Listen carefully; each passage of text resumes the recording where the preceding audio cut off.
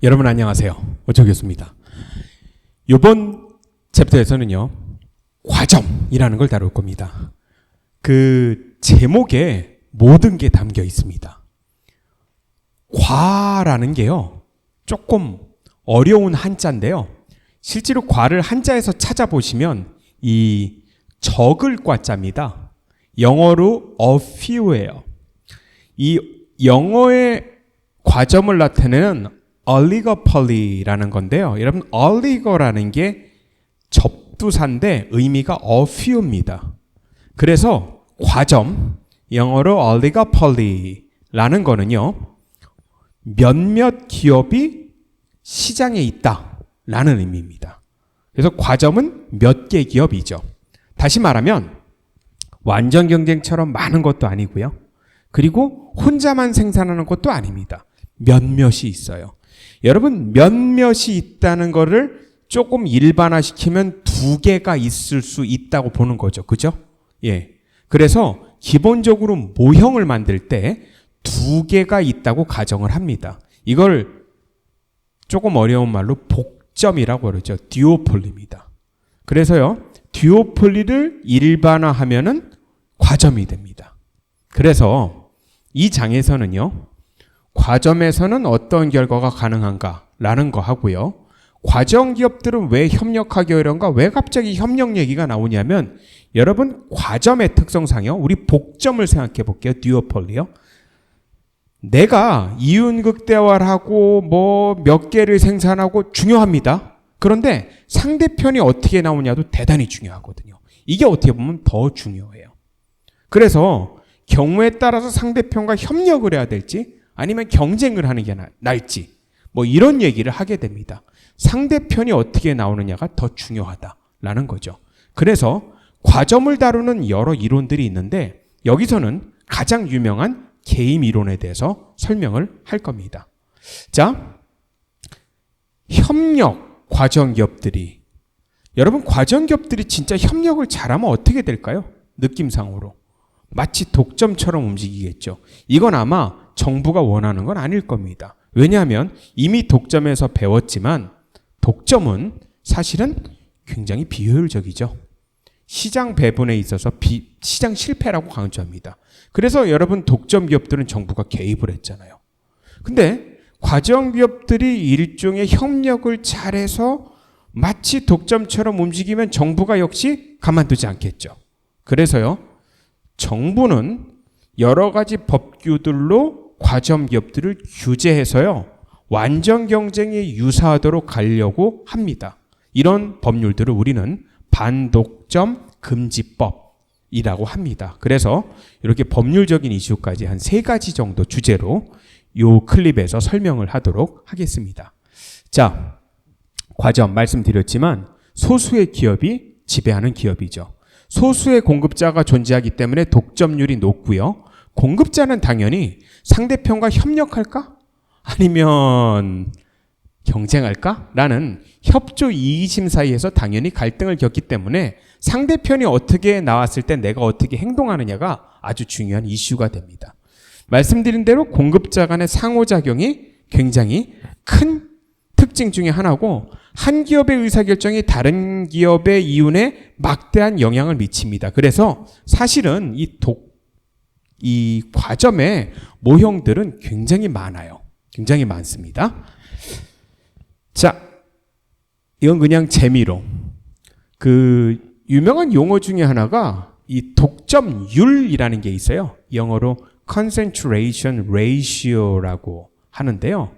이건 뭐냐, 어떻게 구하냐 하면요, 특정 산업에 있어서 상위 4개 기업의 점유율을 구해 보는 겁니다. 그래서 이게 높으면은 굉장히 독점률이 높은 거죠. 근데 의외로 경쟁일 것 같은데 그렇지 않은 산업들이 의외로 굉장히 많아요. 이제 미국 같은 경우 보면 뭐 비디오 게임기 되게 많은 회사에서 만들 것 같진 않나요? 예, 뭐 실제로 보면은 상위 4개 기업 따지면 거의 100%, 거의가 아니고 100%죠. 두 번째가 좀 의외예요. 테니스공 만들기도 쉽고, 정말 많은 기업들이 만들 것 같은데, 미국 내 같은 경우는 사실은 상위 4개 기업을 점유율을 보면은 이것도 거의 100%죠. 100%입니다. 놀랍죠? 놀랍죠? 예. 뭐 그 이외에도요. 굉장히 완전 경쟁일 것 같은 아니면은 독점적 경쟁일 것 같은 여러 산업들이 의외로 과점이 많아요. 신용카드, 건전지, 청량음료 이것도 되게 재미있죠. 청량음료 아침 식사용 시리얼 이것도 굉장히 재밌죠. 시리얼도요. 여러분 사실 시리얼 둘 중에 하나 먹죠. 켈로그나 포스트 둘 중에 하나잖아요. 알고 보면. 그래서 이것도 독점률이 사실은 그래서 아침 식사용 시리얼 시장도 분석할 때도 뭘로 분석해야 돼요? 역시 과점으로 분석을 해야 된다는 얘기죠. 담배, 뭐 그리팅 카드라든가 맥주, 이동전화 서비스, 자동차. 뭐 자동차는 아무래도 그 과점이라고 예상은 되죠. 예, 아무나 그렇게 쉽게 만드는 건 아니니까. 그래서 의외로 그 독점률 보면은요, 의외로 굉장히 그 소수 기업들이 지배하는 과점이 많다는 것을 알 수 있습니다. 뭐 분석해 보는 것도 굉장히 재밌는데요. 자, 하나씩 들어가 볼게요. 뭐 용어들이 있는데요. 여러분 이제 복점 기업은 제가 아까 말씀드렸듯이 영어로 이제 듀오폴리라고 그래요. 기본적으로 이제 모형이 5개 있는 기업이 상정하는 거를 조금 더 분석의 편을 위해서 이제 두 기업이 있다 이렇게 놓고 분석해도 되거든요. 그래서 보통 이제 복점 기업을 분석할 때 분석 모형으로 많이 삼고요. 그 중요 용어 중에 하나가 여기 나오는 이제 담합입니다. 이 말씀은 많이 들어보셨죠. 참고로 담합은 일종의 범죄예요. 예. 왜냐하면 과점 기업이 똘똘 뭉쳐가지고 마치 독점처럼 행동하는 행위 이거를 영어로 담합이라고 합니다. 영어로는 이거를 collusion이라고 하죠. 그 담합해는 행위를 통해서 만들어진 거를 카르텔이라고 합니다. 담합 행위에 참여한 기업들의 모임이 카르텔이에요. 대개 이 카르텔이라는 용어들은 마약에 많이 쓰죠, 그죠? 예, 사실 실제로 마약 업체들이 여기에 해당이 됩니다. 실제로 마약 만드는 애들은 이렇게 큰 애들이 정해져 있잖아요. 그죠? 아마 제 생각에는 마약도 여기 제가 통계를 가지고 있지 않지만 산업 독점률로 보면은 미국 시장에서요. 아마 여기 굉장히 높지 거의 100%에 되지 않을까라는 생각입니다. 물론 많은 부분을 멕시코에서 만들지만 예, 그렇습니다. 그래서 보통 이제 그 마약 갱영화 보면 이제 카르텔이라는 용어들 많이 쓰죠. 그죠? 예, 그래서 카르텔이 사실은 여기부터 이렇게 나온 용어입니다. 그래서 담합, 카르텔 이런 것들이 여기 나오는 과점의 용어다고요. 과점 시장의 균형은 내시 균형을 보통 찾는 게 목적입니다. 이게 조금 어려운데요. 여러분 내시는 이 과점 시장을 개인이론으로도 분석해서 노벨 경제학상을 받은 사람입니다. 그래서 이 사람 이름을 따서 내시 균형이라고 합니다. 한 15년, 20년 전에 개봉했던 영화가 있거든요. 이미 뭐 꽤 오래됐는데 뷰티풀 마인드라는 러셀 크로우라는 사람이 주연했던 영화가 있어요. 꽤 오래전 영화인데 아마 쉽게 검색해 보면 아마 다운을 받거나 이렇게 뭐 DVD 같은 걸로 쉽게 접근할 수 있는 영화입니다. 뭐 거기 보면 이제 이 사람 생애가 굉장히 재미있어서 영화를 했죠. 뷰티풀 마인드라고. 이렇게 한번 심심하시면 보십시오. 그래서 이 사람 이름을 따서 내시 균형인데 내시 균형이라는 게 뭐냐면 상대편의 전략을 주어진 것으로 보고 나의 선택점을 찾는 겁니다. 그래서 게임 이론에서요. 내시 균형을 찾는 게 굉장히 중요합니다. 왜냐하면 바로 여기서 일이 일어날 거잖아요. 그래서 내시 균형을 찾는 게 중요하다는 거고 다시 정의 한번 말해볼까요? 상대편의 전략을 주어진 것으로 보고 나의 행동을 결정하는 겁니다. 그럼 상대편도 이렇게 결정하겠죠. 그래서 이렇게 어떤 액션이 취해지는데요. 이걸 우리는 내시 균형이다 라고 합니다. 그래서 최선의 전략을 선택해서 형성된 균형 상태라고 하는 게 내시 균형이죠. 예. 당연히 과점 기업들의 이윤의 총합은 독점 기업보단 당연히 작겠고요. 그리고 아까 저번 시간에 말씀드렸듯이 사실은 완전 경쟁과 독점의 양극단 사이에 독점적 경쟁, 과점이 존재합니다. 예, 불완전 경쟁으로서 존재한다라는 겁니다. 과점 기업 수의 증가가요. 이윤의 영향을 당연히 주어요. 느낌이 어떨 것 같아요, 여러분? 과점기업 수를 증가시키면 여러분들이 가지고 계신 느낌이 맞을 겁니다. 점점 완전 경쟁 쪽으로 가까이 가겠죠. 그죠? 그래서 과점기업에서 이제 기업의 수를 증가시키면은요, 사실은 두 가지 효과가 한꺼번에 발생해요. 생산 효과란 거랑 가격 효과라는 건데, 사실은 기업의 수가 증가할 때마다 여러분 기본적으로 과점 시장은 완전 경쟁이 아니죠. 그래서 뭐를 예상할 수 있어요? 과점에서도 똑같이 이렇게 예상이 되는 거죠. 무슨 말이냐면 과점에서도 MR과 MC가 같은 데서 생산을 합니다. 이거는 전 시장이 다 같죠. 그런데 완전 경쟁이 아니기 때문에 당연히 가격을 더 높게 받는 경향이 있죠. 자, 이런 경향은 무슨 말이냐면 하나 더 만들 때마다 이윤을 볼 수 있다는 거죠. 맞죠? 그래서 기본적으로 뭐냐 하면은 그 기업의 수가 증가하면은요. 기업의 수가 증가하면 그 한 단위도 공급하면 공급할수록 이윤이 증가하는 효과도 있지만 사실은 한 단위를 더 공급하면은 가격이 떨어져서 이윤이 감소하는 이런 효과도 있습니다. 그래서 생산 효과가 크면 이윤이 증가하는 거고요. 가격 효과가 크면 이윤이 감소합니다. 전체적인 시장에서 보면은 기업의 수가 증가되면 증가할수록 균형이 점점 완전 경쟁 시장이 접근해 갑니다. 이게 과점 시장의 특징이고요. 그래서 가격은 기업 수가 많아지면 많아질수록 한계병에 근접하는 이런 효과를 가져다 줍니다. 그러면 어떤 결론이죠? 뭐 이것만 본다면은 사실은 과점도 기업 진입장벽을 없애가지고 기업 수를 더 진입시키면은 완전 경쟁이 수렴하게 할 수 있다. 이렇게 추정할 수가 있다는 겁니다. 자, 이제 본격적으로 이제 과점을 분석할 건데요. 여기 제가 붉은색으로 그려놨죠? 예, 게임 이론이라고요. 그 큰 그림을 말씀드리자면 과점을 분석하는 말씀드린 대로 여러 모형들이 있어요, 사실은. 여러 모형들이 있습니다. 그런데 보통은 가장 유명한 게 그 모형 중에서 이제 여기 나오는 게임 이론입니다. 뭐 여러 모형들이 있어요. 이 프랑스 경제학자가 만든 꾸르노 모형이라든가 그다음에 뭐 슈타켈버그 모형이라든가 여러 모형들이 있는데 보통 그것들은 이제 미시경제를 조금 이제 테크니컬하게 다른 데서 분석을 합니다. 뭐 대학원에서 좀 더 자세히 분석을 하기도 하는데요. 여기서 다루지는 않을게요. 다르지 않은 이유는 여러 가지가 있는데 뭐 일단 모형이 좀 설명하려면 여러 전제들을 깔아야 돼요. 이게 좀 복잡해요. 전제를 한참 설명해야 돼서 재미없을 것 같고 아마 게임 이론이 제일 유명하고 재미있고 유용해서 일단은 게임 이론에 포커스를 맞춰서 과점 기업을 설명하려고 합니다. 게임은 말 그대로 이름에서 알 수 있듯이 일종의 전략적 행동을 연구하는 이론입니다. 전략적 행동이란 뭐냐면 어떤 사람이 행동하기 위해서는 다른 사람이 어떻게 행동할까? 이거를 당연히 고려하겠죠. 그리고 나서 행동합니다. 그래서 게임 이론에서 핵심은 뭐냐면 내시 균형을 찾는 겁니다. 제가 이렇게 행동할 수도 있고 이렇게 행동하는데 아마 이렇게 행동할 거야. 그럼 나는 이렇게 행동해야지. 라는 게 바로 그 점이 균형점이 된다는 거죠. 이걸 뭐라고 부른다고요? 내시 균형이라고 부릅니다. 그래서 게임 이론에서 내시 균형을 찾는 게 핵심이다. 라고 생각하면 됩니다. 여러 게임 이론 중에서도요, 유명한 모형이요, 용의자의 고민이라는 모형입니다. 이거는 영어로도 하도 유명해서 영어로 제가 써볼게요. 용의자의 고민을 영어로 약자로 PD 게임이라고 그래요.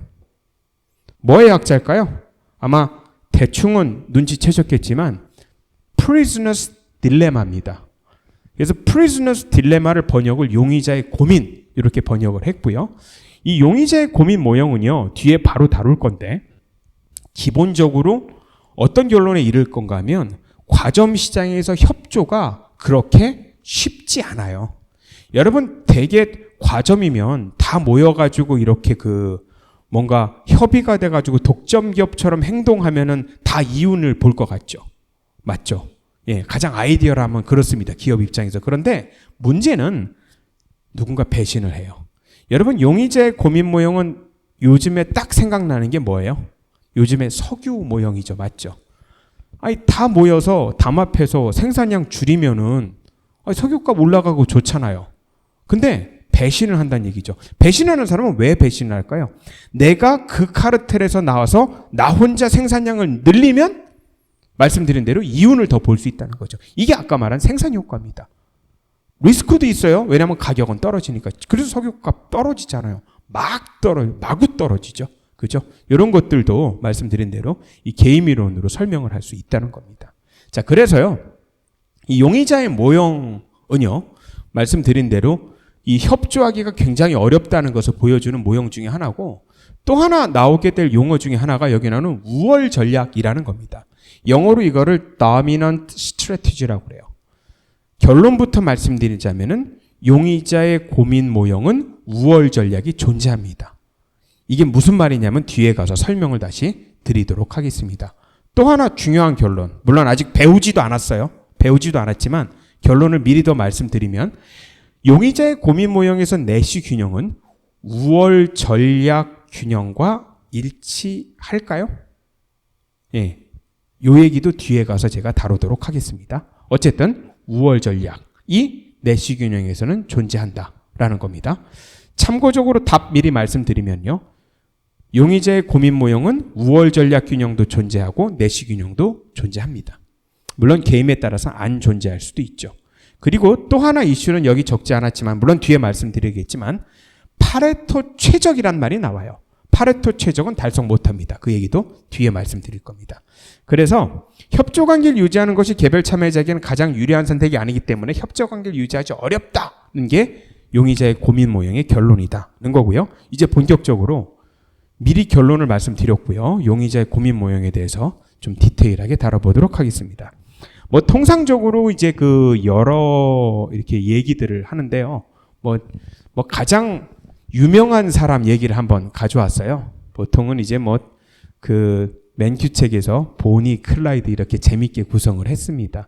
여러분 보니 클라이드는 그 대공황 시대에 있었던 남녀 혼성 무장 강도죠. 사실은 예, 은행을 털었던. 그래서 그냥 재밌게 구성하는 요고 보니 클라이드는 일종의 프리즈너스고요. 용의자인데 얘들이 이제 그 은행을 털고 여기서 가정은 성공적으로 잘 털고 붙잡혔다고 가정을 하는 거예요.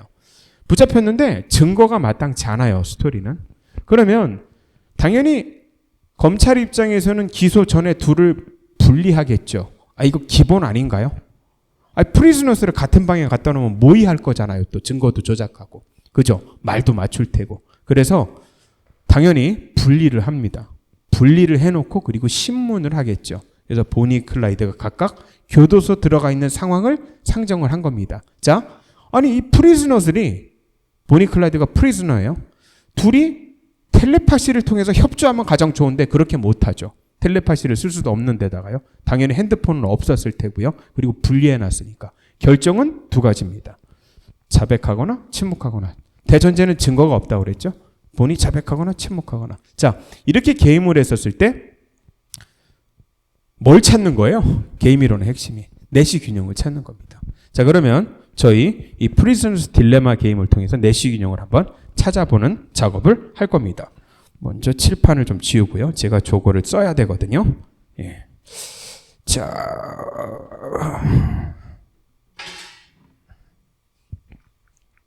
여러분 이거 균형 어디 나올 것 같아요? 스토리는 이래요. 증거가 없는데 둘 다 자백하잖아요. 저 은행 털었어요 라고 하면 둘 다 징역 8년 받아요. 은행 털었잖아. 그죠? 아니면 둘 다 빡빡 우겨. 침묵. 둘 다 빡빡 우기면 둘 다 징역 1년 받아요. 이게 가장 이상적이죠. 왜냐하면 징역 1년을 받는 이유는 이제 그 잡힌 다른 경범죄로 처벌을 받는다. 물론 전제입니다. 그러면 1년 있다가 나와가지고 은행 털었던 돈 다시 찾아서 잘 먹고 잘 쓰면 되잖아. 문제는 양쪽 사이드예요. 양쪽 사이드가 뭐냐면 본인은 침묵했는데 클라이드가 자백하면은요. 자백하는 애는 무죄야. 그리고 침묵하면은 무려 징역 20년이에요. 와, 어째 이런 일이. 그죠?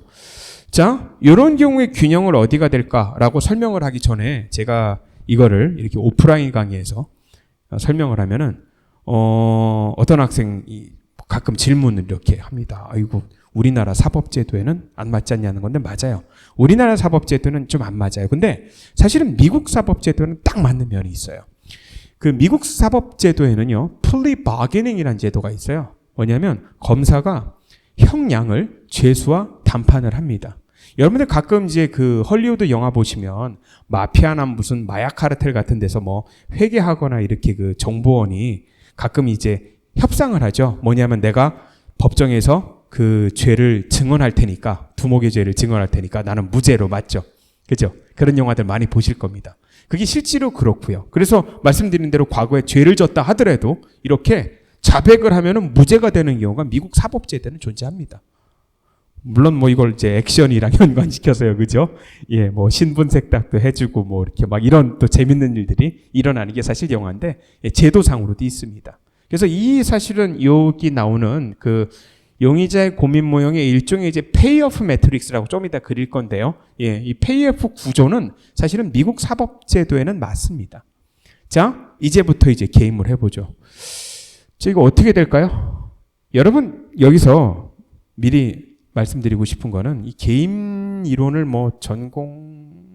전공까지는 아니더라도요, 이걸 잘 모르면은 이렇게 해설하시는 분도 가끔 있더라고요. 어떻게 해설하면 이렇게 해설해요.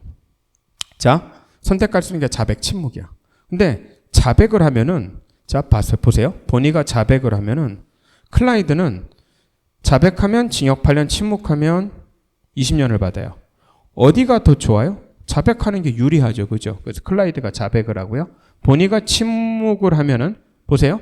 침묵하면은, 클라이드는 자백하면 무죄, 침묵하면은 징역 1년. 어디가 더 유리하죠? 여기가 유리해요. 그래서 자백한다 라고 해설하기도 하는데요. 가끔은 이렇게 해설하시기도 하죠. 쟤를 못 믿겠어. 그래가지고 잘못하다가 침묵하면 징역 20년을 받을 수 있잖아. 그럼 자백하는 게 더 유리하지. 이렇게 설명을 하기도 합니다. 이런 설명이 사실은 한 80% 맞는데요. 20%는 조금 문제가 있어요. 왜냐하면 기본적으로 이 프리즈너스 딜레마는요, 게임을 하기 위해서는 사실 세 가지 요소가 있어야 돼요. 어떤 요소가 있어야 되냐면, 첫 번째, 플레이어가 있어야 되고요. 3요소예요. 두 번째, 플레이어가 있어야 되고요. 전략이 있어야 됩니다. 세 번째, payoff matrix라는 이 번역을 보수라고 하거든요. 보수 행렬이 있어야 돼요.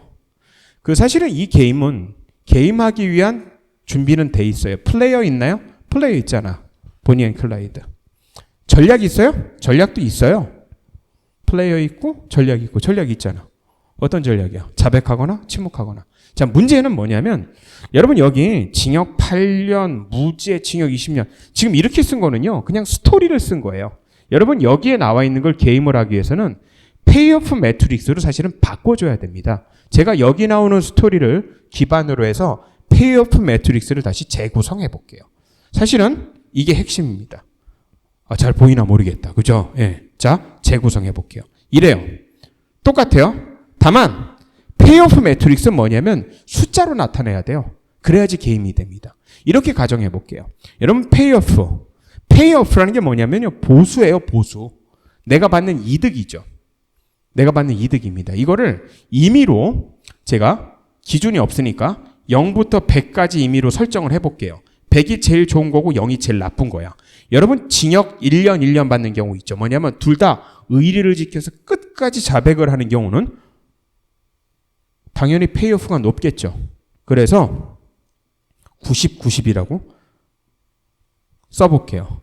물론 90은 석방보다는 무죄보다는 당연히 낮을 겁니다. 무죄는 100이에요. 제일 좋아.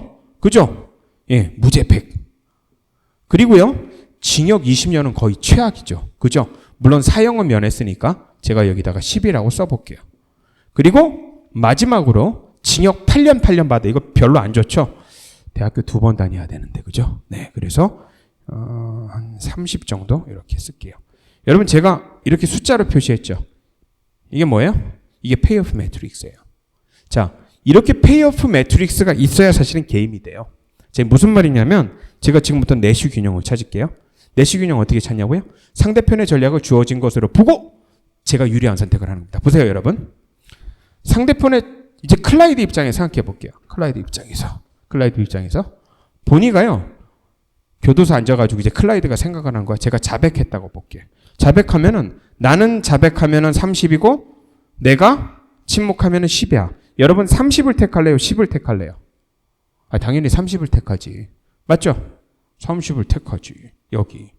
다시 말하면 자백을 택합니다. 만약에 클라이드가 이번에 침묵했다고 볼게요. 침묵하면은 100, 내가 자백하면 100이고 침묵하면은 90이에요. 여러분 100이 높아요? 90이 높아요? 100이 높겠지. 다시 말하면 보니가 자백해도 자백하는 게 유리하고요. 침묵해도 자백하는 게 유리합니다. 이해 가셨죠? 여러분 이렇게 숫자로 나와야 돼요. 페이오프 매트릭스로 나와요. 자, 그러면 결론은 그거네요. 클라이드 입장에서 보니가 자백하건 침묵하건 나는 뭐 해? 나는 자백하는 게 유리해. 난 무조건 자백할 거예요. 이거는 보니 입장에서도 똑같습니다. 그래서 보니도 자백하는 게 제일 유리하겠죠. 여러분 내시 균형이 어디예요? 여기가 내시 균형이에요. 여기가. 물론 결론적으로 분리돼 있기 때문에 상대편을 못 믿겠어. 그래서 가격 이 균형이 여기야 라고 말로 설명할 수 해도 되지만 페이오프 매트릭스로 보시다시피 보니 입장에서 자백이 가장 우월한 전략이에요. 클라이드 입장에서도 가장 우월한 전략입니다. 그래서 내시 균형은 어디예요? 여기예요. 여러분 균형이 하나죠. 이렇게 균형이 하나인 경우를 우월 전략 균형이다 라고 합니다. 그래서 프리즈너스 딜레마 설계할 때 제일 처음 뭐라고 그랬어요? 우월 전략 균형 얘기했죠. 우월 전략 균형이 존재합니까? 용의자 모형에서는요. 예, 존재합니다. 그리고 우월 전략 균형이 곧 내시 균형이에요. 상대편의 전략을 주어진 것으로 봤을 때 균형이 존재하잖아요. 그죠? 이게 답니다. 자, 두 가지 말씀 더 드릴게요. 우월 전략 균형 찾아냈고 내시 균형 찾아냈어요. 근데 뭐가 찝찝해요? 뭐가 찝찝하냐? 두 가지 말씀 더 드리려고 했는데 이게 가장 좋은 점은 아니잖아요. 맞죠?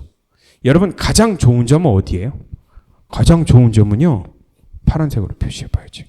이게 가장 좋은 점이 여기가. 이게 합해서 180 나오죠. 나머지는 여러분 균형으로 잡은 데가 합해서 60분이 안 나와요.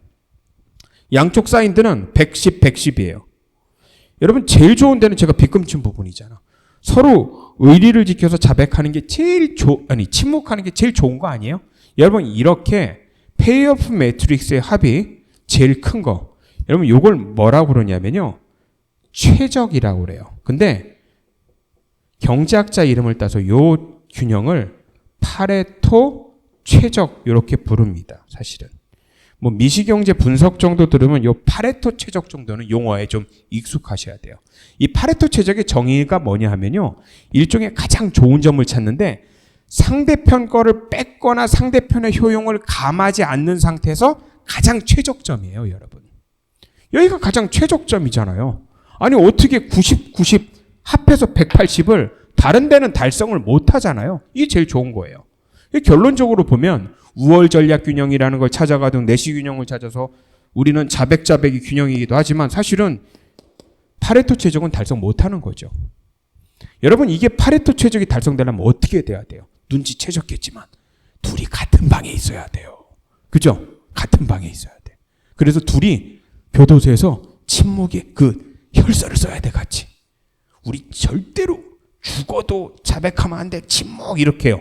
이렇게 돼야지 되는 거죠. 그래서 여러분들 공범들은 당연히 분리해 놓겠죠. 이런 일을 방지하기 위해서. 만약에 같은 방에 있으면 어떻게 돼요?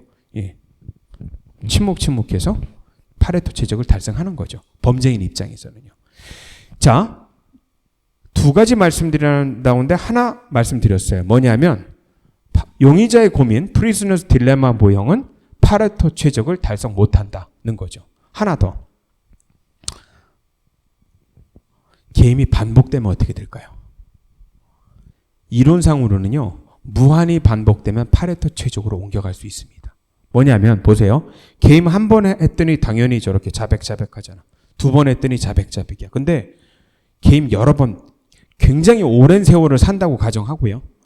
계속해서 자백하다가 언젠가는 한번 침묵하지도 않겠어요? 이론상으로는요. 맞아요. 그래서 무한 반복 게임에서는요. 파레토 최적으로 달성이 되기도 합니다. 이 예에 대해서도 말씀을 드릴 겁니다. 뒤에 가면. 그래서 두 가지 말씀을 추가로 더 드렸습니다. 자, 지금까지 설명한 용의자 고민 모형이랑 그리고 과점이랑 무슨 상관이냐고요? 상관이 있죠, 여러분. 보니 클라이드를 기업으로 바꾸기만 하면 과점 모형이 됩니다. 아까 말씀드렸듯이 보니 클라이드 대신에 기업 A, 기업 B고요. 그죠? 그리고 예를 들면 여러 모형이 가능해요.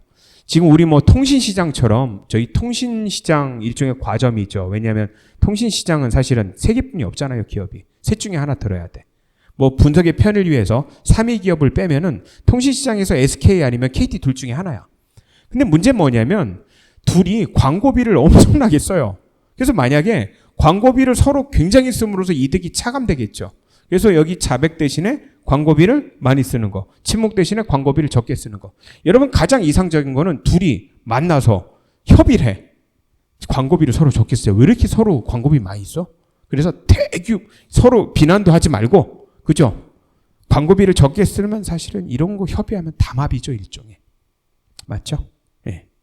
그래서 이게 보면은 그 과점 기업에서의 의사결정이 그대로 적용됩니다. 아까 말한 석유도 똑같아요.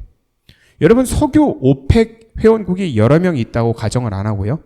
물론 오펙 회원 포함해서 석유를 많이 생산하는 러시아, 그죠?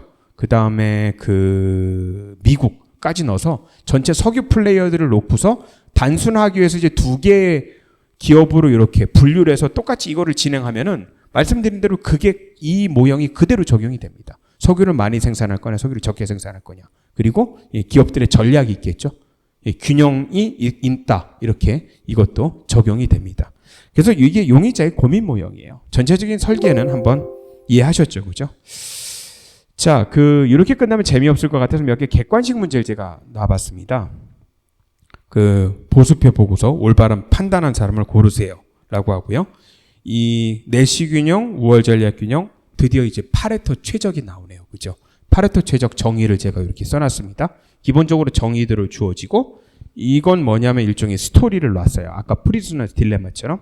그리고 뭐냐면은, 페이오프 매트릭스죠. 여러분, 이건 페이오프 매트릭스 맞아요. 왜냐하면, 여기 나오는 숫자들은 읽어보니까 효용이래요. 여러분, 효용은 만족도죠. 그죠? 그러면 만족도가 높으면 높을수록 좋은 거니까 페이오프 매트릭스는 맞습니다. 그래서 요거 가지고 균형을 찾는 거예요. 객관식으로 놨는데요. 여러분 여기서 제가 한번 균형을 찾아보죠.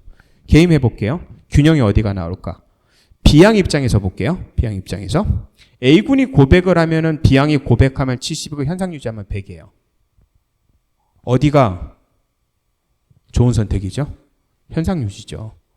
맞죠? 78래, 100할래. 100이 낫죠, 효용이. 자, 그러면 A군이 고백하면 현상 유지입니다. 자, 여기 동그라미 있다고 가정해 볼게요. A군이 현상 유지하면요. 고백하면 70이고 현상 유지하면 30인데 고백하는 게 낫죠. 그죠? 자, 그럼 이제 A군 입장에서 볼게요. B양이 고백하면 A군은 고백 현상 유지 중에 현상 유지가 좋죠? B양이 현상 유지하면 A군 입장에서는 고백 현상 유지 중에 고백이 좋아요. 여러분 균형이 몇 개 나왔어요? 균형이 여기랑 여기죠. 맞죠? 균형이 2개 나왔습니다. 자, 이 게임은 우월 전략 균형이 존재합니까? 우월 전략 균형이 존재 안 해요. 상대편의 전략에 따라서 내 전략을, 나의 선택을 바꿔야 돼요. 그래서 우월 전략 균형은 존재하지 않습니다. 아까 프리즈너스 딜레마는 다른 결론이 나왔죠. 균형은 몇 개예요, 여러분? 균형은 2개입니다. 내시 균형은 존재합니까? 예, 내시 균형은 존재해요. 왜냐하면 균형이 존재했잖아요. 여기서 알 수 있는 건 그래요, 사실은. 내시 균형이요, 더 큰 개념입니다. 이 안에 우월 전략 균형이 들어가 있는 거죠. 결론적으로 우월 전략 균형은 없고 내시 균형은 존재한다는 거죠. 여러분 파레토 최적도 확인해 볼게요. 뭐냐면 합이 170이죠? 170이에요. 여러분 170의 효용을 다른 애들은 달성 못하죠. 이게 가장 좋은 거예요. 맞죠? 내시 균형이 파레토 최적을 달성했습니까? 이번 경우엔 달성했는데요. 그죠? 하나씩 보죠. 문제는 뭐야? 옳게 판단한 사람을 골라라. 볼게요. A군이 고백한다면 B양은 현상 유지하는 것이 이득을 극대화하는 전략이다. 고백, 현상 유지. 맞아요. 선택점이 여기 있잖아. 그러면 재석 맞네요, 이거? 재석이가 말하는 게 내시균형이란 말이야. 명수말. 이것도 맞아요. 어란 내시균형이 두 개네? 이것도 맞죠. A군과 B항이 서로 고백하는 것이 우월 전략 균형이고 이건 틀리죠. 왜냐하면 우월 전략 균형은 없습니다. 그죠? 균형이 두 개니까. 이 게임에서 내시균형은 파레토 최적 상태야. 이것도 맞죠? 설명한 대로. 형님 여기서 파레토 최적은 아무 상관없잖아요. 파레토 최적은 상관이 있습니다. 네. 예, 그래서 답은 몇 번이야? 4번이 되겠네요. 그죠? 네. 그래서 이렇게 문제까지 한번 다뤄봤어요. 예, 재밌죠? 그죠? 자, 조금 더 얘기해 볼게요. 조금 더. 여러분, 미시경제 분석이니까 분석을 해야죠. 현실 경제를. 투영을 해가지고요. 제가 칠판에 뒤에 쓴 거는 뭐냐면 법률 제도인데요. 리니언시 제도라는 게 있어요. 리니언시 제도. 말 어렵다. 리니언시가 무슨 뜻이야? 리니언시 영어로도 어려워요. 리니언시. 형용사형이 있어요. lenient,라고요. 여러분, lenient라는 거는 관대하다 이런 뜻이에요. generous의 뜻이에요. leniency 하면은 관대함 제도? 이게 뭔 말이야? 실제로 번역은 길어요. 이 leniency 제도를 뭐라고 번역하냐면요. 담합, 자진, 신고, 감면제. 되게 어렵다. 이게 뭔 말이냐면 이런 얘기예요. 여러분, 담합하면 범죄죠. 나쁜 거예요. 근데요, 담합 행위를 인지하고 달려와서 죄송합니다. 담합했습니다. 이렇게 고백을 하면은 죄를 봐주거나 경감해주는 제도가 리니언시 제도입니다. 아까 그랬잖아요. 리니언트라는 게 제너러스의 뜻이라고요. 누구한테 제너러스예요? 먼저 신고한 놈한테.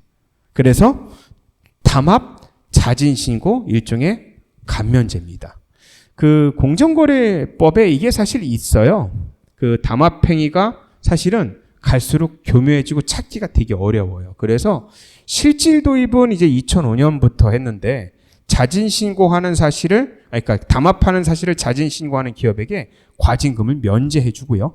1등은 면제해주고 2등은 50% 경감해주죠. 물론 최근에 이게 조금 여론이 있어서 조정은 됐지만 기본적으로 이런 구조입니다. 자, 그 뒤에 기사를 한번 볼까요? 여러분, 이 기사 보시면 좀 분개합니다. 뭐냐면 이 기사에 따르면은요. 공정거래위원회가 가전제품이죠. 여기에 대해서 삼성전자랑 LG전자랑 담합했다고 무려 500억 가까이 과징금을 부과하려고 했는데 LG가 먼저 왔죠. 죄송합니다. 담합했습니다. 이렇게. 그리고 뒤에 이제 삼성이 왔어요. 쟤들 빨라. 예, 담합했습니다. 이렇게요. 그랬더니 법률에 의해서 LG전자 과징금 면제, 삼성전자는 50%. 아니, 죄 졌으면 죄 받아야지 이런 게 어디 있어라고 분개하는데, 자, 조금 더 경제학적으로 생각해 보면요, 사실은 분개할 일은 아니에요. 왜냐고요? 왜냐하면은요, 뒤에 예에서도 말씀드리겠지만 리니언시 제도가 없었으면은 사실은 밝혀내기가 어려워요. 기업들이 먼저 와서 자진신고 할 리도 없고요. 실제로 조사가 시작돼도요, 끝까지 싸울 겁니다. 진짜로 담합을 했던 안 했던. 개임 이론상 그래요. 여러분, 이 리니언시 제도는요, 사실은 이 개임 이론을 응용한 겁니다. 자, 무슨 말이냐면은요, 요 기사인데요. 이거는 용인 동백지구라는 데가 있어요. 분당 밑에 있는 데가 이제 용인 동백지구인데, 꽤 오래전 케이스인데, 당시 이제 용인 동백지구가 막 만들어져서 아파트를 막 분양을 했어요. 당연히 인기가 좋아가지고 다 분양을 했는데, 당시 이제 공정거래위원회에서요, 이걸 굉장히 첩보를 받아서 면밀히 조사를 해서요, 니들 담합했지 이런 혐의를 잡아서 당시 이제 아파트를 분양을 했던 여러 건설사들 구속 수사도 했어요. 이렇게 해가지고 막 압수수색도 하고 그래가지고 딱 기소했어요. 뭐냐면 담합했다 이렇게요. 근데 결론적으로 재판을 갔는데요. 결론에서 공정거래위원회가 졌어요. 다 담합을 안 했대요. 왜냐하면 실제로 재판 과정에서 마땅히 증거가 없는 거예요. 사실은. 물론 검찰이 잡은 증거들은 좀 당시 판사가 봤을 때 마음에 들지 않았나 봐요. 이거 좀 임의적이다라는 거죠. 사실은. 명확한 증거라고 보기에는 어렵다고 판단한 거죠. 여러분, 죄형 법정주의에서 당연히 이건 옳은 판단이라고 봅니다. 자, 근데요, 진짜로 담합을 했을까? 안 했을까? 그건 사실 아무도 몰라요. 아무도 몰라요. 중요한 거는 공정거래위원회가 졌다는 거죠. 실제로 담합을 안 했을 수도 있어요, 물론 담합을 했을 수도 있습니다. 지금 무슨 말씀을 제가 드리고 싶으냐면 담합 행위를 적발한다는 게 굉장히 어려워요. 그래서 앞에처럼 만약에 이런 리니언시 제도가 없었으면 삼성전자랑 LG전자랑 공정거래위원회 대상으로 해서 열심히 싸우겠죠. 실제로 담합했는지 안 했는지는 잘 몰라요, 사실은. 자, 그래서 이 제도를 마련해 놓은 겁니다. 그래서 미리 와서 신고하면은 면제해 줄게. 이렇게 해요. 이게 리니언시 제도입니다. 이게 마치요, 제가 이 게임 이론에서 보면 이제 프리즈너스 딜레마 상황이랑 똑같아요, 여러분. 사실은 이 리니언시 제도를 통해서 이 페이오프 매트릭스를 일종의 프리즈너스 딜레마 상황으로 이렇게 리셔플링을 시킨 거예요. 그래서 어떻게 유도해요? 서로 뻑뻑 우겨서 야 우리 죄 없어요라는 이게 아니고 서로 자백을 유도하는 이런 식으로 페이오프 매트릭스를 리셔플링 시킨 게 죄송합니다, 영어 써서 페이오프 매트릭스를 재배열 시킨 게 바로 여기 나오는 리니언시 제도란 겁니다. 그래서 언뜻 보면 이 기사가 굉장히 이제 담합하는 것에 대해서 이렇게 관대하게 보일지는 몰라도 사실은 이 제도가 있는 게 맞는 거예요. 말씀드린 대로 이 제도가 없었으면 아마 과징금 부과 자체도 힘들고 그 다음에 실제로 담합했는지 안 했는지 알 수는 물론 없지만 실제로 담합을 했었다는 전제를 깐다면은 아마 재판 가서도 질 겁니다, 공정거래위원회가. 마치 용인동백 사건처럼 용인동백 실제로 담합을 했는지 안 했는지 몰라요. 어쨌든 증거는 없다 하는 얘기죠. 재밌는 기사들이 있어요. 뒤에 보니까 이제 제도 이건 뭐냐면요. 한 10년 가까이 된 얘기인데요. 어느 날 공정거래위원회에요. 누가 시키지도 않았는데 삼양라면이 와서 저희 담합했습니다라고 해서 이렇게 신고를 한 적이 있어요. 자진 신고를. 자진 신고를 했기 때문에 당연히 삼양라면은 과징금이 0이죠. 근데 지금 문제는 제 라면 당시에 이제 2011년 기준으로 본다면 전 사실은 농심이 이렇게 점유율이 높은지 몰랐어요. 농심이 무려 이거 거의 70% 가까이 되더라고요. 65% 라면을 점유했는데 그러면 농심의 과징금이 집중됐다는 얘기죠. 무려 농심의 과징금이 거의 1,000억 가까이 부과되었어요. 이걸 이제 이 기사에 보면은 이렇게 삼양라면의 과거의 복수다 이렇게 기사 한번 읽어 보십시오. 89년도에 전 이 사건을 기억을 하는데요. 우지파동이라고 해가지고 당시에 이제 삼양라면 라면을 이제 공업용 기름으로 튀긴다는 익명의 제보란 비디오 테이프 당시 MBC에 이렇게 배달된 적이 있어요. 그래서 아마 삼양에서는 증거는 없지만 아마 농심이 그러지 않았을까라고 굳건히 이렇게 믿고 있었던 모양이에요. 그래서 이 기사는 이거에 대한 복수인가 이런 식으로 기사를 이렇게 재미있게 구성을 했는데 궁극적으로 이 리니언시 제도를 삼양이 잘 활용을 했죠. 그래서 삼양라면한테 과징금은 원래 가도록 돼 있었는데 과징금이 면제됐고요. 삼양라면은. 그리고 농심은 이제 무려 1,000억이 넘는 과징금을 받았고요. 물론 이것에서 농심은 불복해서 이렇게 대법까지 물론 갑니다. 네, 결과도 한번 찾아보십시오. 굉장히 재밌어요. 그랬고요. 이런 리니언시 제도가 있고요. 지금까지 여러분 프리즈너스 딜레마 배운 거를 이제 응용을 하자면은 아까 말씀드린 대로 이거를 보니 클라이드 대신에 기업으로 바꾸면 이게 바로 과점기업이 됩니다. 여기 나오는 건 이제 예를 들면 석유를 뽑는 업체라고 생각해 볼게요. 그래서 높은 생산량, 낮은 생산량. 여기 질이란 회사는 높은 생산량, 낮은 생산량이에요. 물론 가장 이상적인 거는 둘 다 여기서 낮은 생산량을 선택해서 이렇게 1800씩 이윤을 보는 게 여기가 파레토 최적입니다. 왜냐면 실제로 합해보면 이게 제일 많아요. 3600불이나 돼요. 근데 실제로 이거 게임하면 어떤 일이 발생하냐면요. 이렇게 잘 협조가 안 되고요. 한 사람이 배신을 하게 되면요. 예를 들면 질은 잭과의 약속을 믿고 낮은 생산량을 하는데 잭이 석유를 더 많이 채산해. 그러면 잭은 2,000달러, 질은 1,500달러를 번다는 거죠. 이런 일이 발생해요.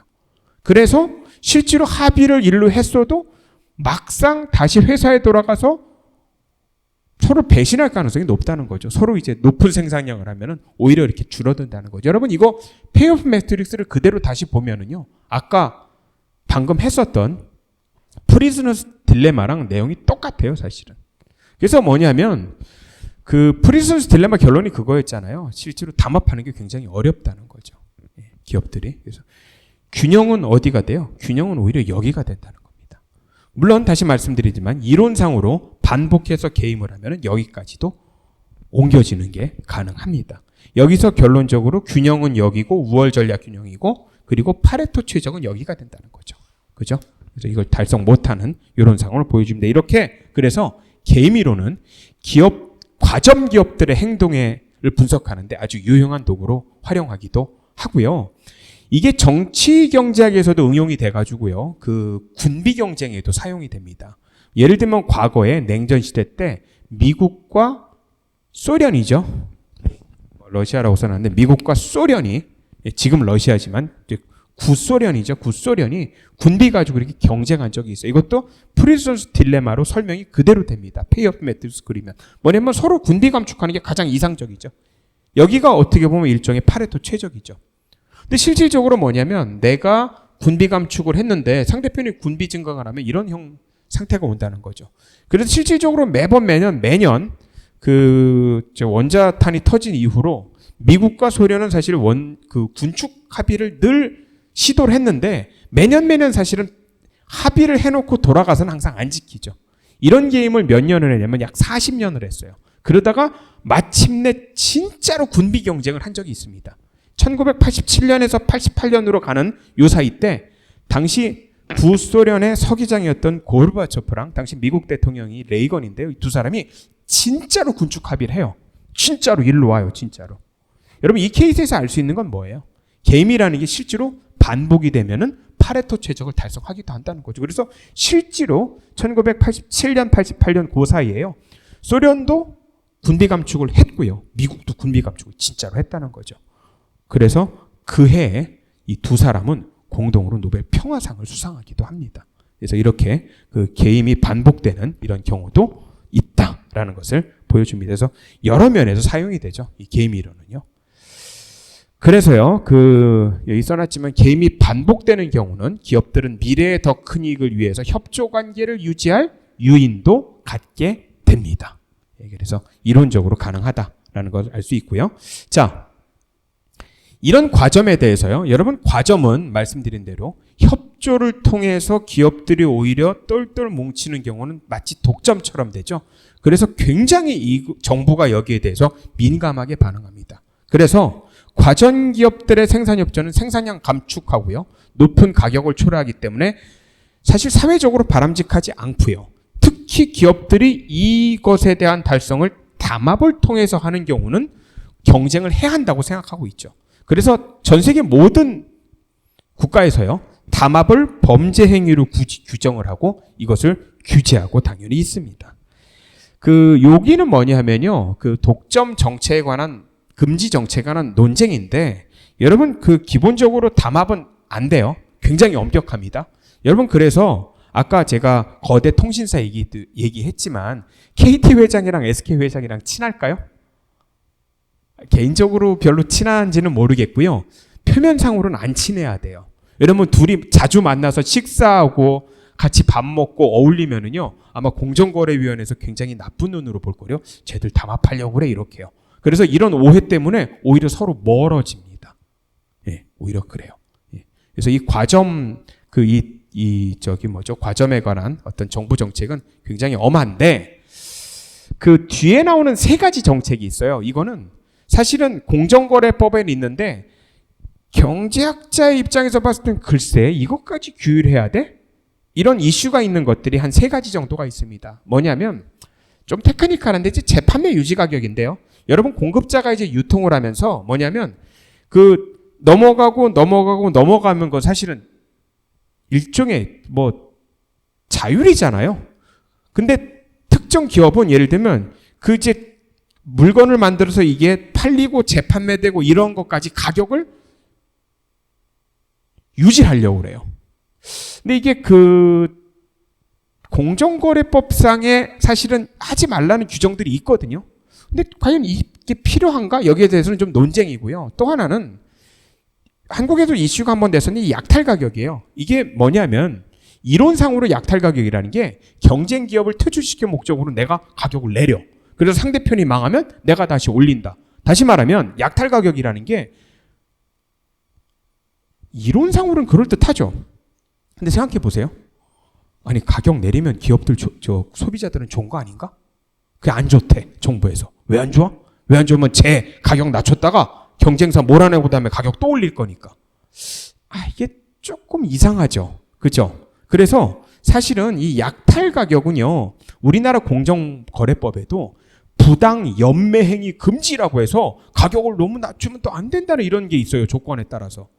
근데 사실은 고개를 끄덕끄덕 거리려고 했다가 한 발 물러서서 보면 조금 이상하기도 합니다. 자, 또 하나는 뭐냐면 이 끼워 팔기를 또 금지하는 법안이 있어요. 이거는 이제 그 유명한 케이스인데 과거에 이제 그 마이크로소프트는 윈도우에 대해서 독점권을 행사하고 있죠. 근데 익스플로러를 이제 끼워 판 거예요. 근데 이제 소비자 입장에서는 끼워 팔면 좋은 거 아니야? 이런 사실은 생각을 할 수도 있다는 거죠. 어쨌든 이 윈도우를 파면서 익스플로러를 이제 끼워서 판 여기에 대해서 이제 그 미국에서 법률 재판도 벌어지고 한참 이슈가 된 적이 있었어요. 그래서 이런 논쟁이 있는데 우리나라에서 논쟁이 됐던 게 이제 한 7, 8년 전이죠. 그 롯데마트에서 저렇게 통큰 치킨 요즘은 그냥 팔아요. 예, 시들시들해서. 근데 이건 처음 나왔을 때 얘기예요. 제일 처음 통큰 치킨이 나왔을 때 인기가 장난이 아니었습니다. 이 사이즈가 커요. 이만해요. 근데 뭐 당시 요즘 뭐 치킨값 되게 많이 올랐는데 당시도 치킨값이 당시 요거 통근치킨 나왔을 때 한 15,000원 정도였던 걸로 제가 기억을 하는데 뭐 이게 나왔을 때 뭐 여기 줄 서고 난리도 아니었어요. 근데 문제는 뭐냐면 기존에 이제 그 치킨집을 하는 프랜차이즈 협회에서 고발을 했어요. 롯데마트를. 왜 고발했냐? 부당 연매행위다라는 거고요. 여러분 이 부당 연매행위가 뭐냐면요. 아까 말씀드렸는데 약탈 가격입니다. 근데 좀 동의하세요? 동의하기가 좀 그렇죠. 그러면 롯데마트가 이 통큰 치킨 팔 때 닭집들을 다 망하게 하고 다시 또 가격 올리려고요? 그래서 싸게 했을까? 여러분 이 통큰 치킨은 당시 굉장히 싸게 팔았어요. 그래가지고 막 줄을 섰죠. 사실은 이게 당시에 굉장히 센세이셔널한 어떤 선풍을 일으켰고 사실 소비자들은 싼 가격에 치킨을 먹기 위해서 줄도 서기도 했지만 지금 치킨값 왜 이렇게 비싼 거야? 이런 의문도 제기를 해서 아마 위기감을 느꼈던 것 같습니다. 결론은 프랜차이즈 협회에서 롯데마트를 부당 연매 행위로 이렇게 공정거래위원회에 고발했는데요. 공정거래위원회는 이걸 물론 조사를 해서요. 기각은 했습니다. 근데 사실은 이게 좀 뭐 씁쓸한 어떤 해프닝으로 끝난 게 공정거래에서 기각을 했음에도 불구하고 당시 이제 롯데마트는 이거를 일시적으로 중단을 했고요. 뭐 사과 성명도 내고 뭐 이런 일이 있었습니다. 뭐 그게 옳은 건지는 잘 모르겠습니다만 뭐 그리고 나서 사실은 이슈가 한참 없어졌고요. 뭐 요즘 뭐 이렇게 통큰 치킨 뭐 팔기도 합니다. 뭐 이슈가 사라지니까. 근데 뭐 말씀드린 대로 사실은 공정거래위원회 당시의 판단은 맞았죠. 예, 뭐 통큰 치킨 나왔다고 해서 다른 닭집들 다 망한 거 아니었잖아요, 그죠? 네, 그래서 이런 게 이슈가 되기도 했었습니다. 독점권 정책에 관한 논쟁 이렇게까지 해서 저희 뭐 했었죠? 과점 기업에 대해서 이렇게 장시간에 걸쳐서 봤고요. 핵심은 물론 개임 이론입니다. 개임 이론을 중심으로 다시 한번 복습해 주시기를 바라겠습니다. 장시간 수고하셨습니다. 감사합니다.